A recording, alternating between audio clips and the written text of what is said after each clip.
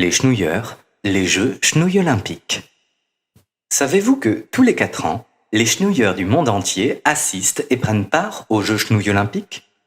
Pendant 3 jours, on s'y dispute les prix de la course et de la lutte. On participe à divers exercices de force et de souplesse. Certains athlètes accomplissent des prouesses extraordinaires, car les plus grands honneurs sont réservés aux vainqueurs. Le champion chenouille olympique reçoit une couronne d'olivier sauvage, une branche de palmier et un ruban de laine rouge. Les épreuves commencent le matin avec le saut, le lancement du disque et le jet du javelot, qui demandent beaucoup d'adresse aux participants. L'après-midi, la foule applaudit au spectacle des courses de chenouilleurs et frémit à celui des combats quand le stade se fait arène pour accueillir ces redoutables guerriers.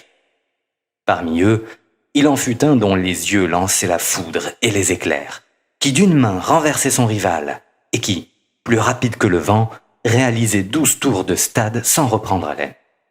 On venait des pays les plus éloignés pour admirer sa taille prodigieuse. Il était haut comme 3 pommes, ainsi que la force exceptionnelle qu'il avait acquise en répétant chaque jour des exercices violents, fatigants et en satisfaisant un appétit incroyable. On disait qu'il pouvait manger 500 grammes de chenouilles au cours de la journée. Et on le croyait quand, d'un vigoureux coup de poing, il étalait sur le sol ses concurrents. Une année, il arriva qu'aucun chenouilleur ne se présenta pour lutter contre lui. Tous reconnurent son indiscutable supériorité. Tous, sauf une chenouilleuse qui vint concourir au prix de la force. Une chenouilleuse, une seule, émit la prétention de l'égaler en force, et parce qu'elle proposa de se mesurer avec lui, elle fut l'objet de moqueries. Puis le public se tut, et, après quelques minutes, les cris d'une foule en délire retentirent du haut en bas des gradins. Pendant que les spectateurs se réjouissaient à l'idée de la lutte à venir, les combattants prêtèrent serment devant les juges de n'user que de moyens honnêtes, et avant de combattre, le champion en titre mangea un repas prévu pour 10 chenouilleurs. Son estomac produisait un bruit terrifiant, comparable à celui du tonnerre. Il aurait mangé son adversaire si le règlement le lui avait permis. Oui, lui qui avait déjà remporté 6 chenouilles olympiades, il n'allait faire qu'une bouchée de cette misérable chenouilleuse. « Qui s'y frotte 6 chenouilles !» s'exclama-t-il au moment de passer à l'attaque. « Je vais te démolir !»« Tu vas voir, » répondit-elle.